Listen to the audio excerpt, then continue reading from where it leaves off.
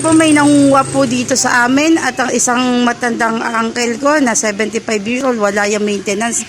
O ayan po, nandito na po tayo. Kukuha po sila ng atis. Konting tip lang po sa atis. Kung gusto niyo po magkaroon kayo ng prutas sa bahay. Ay, ayan po, muntik na po ako.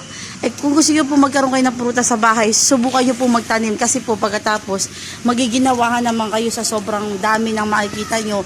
Maliligayahan kayo kasi sa bawat may aanihin. Sa pagtanim, may aanihin. Kaya katulad namin, katulad niyan, ang mahal ng atis, hindi ka makabili pagka wala kang pera. So kami, hindi na kami bumibili dahil yung atis na to, murang-mura. Sa madaling salita, wala ka nang masasabi.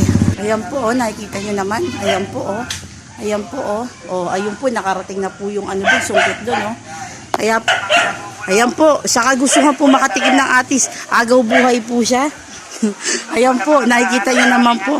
Ayan po yung mga asin. Ayan po, maraming salamat po.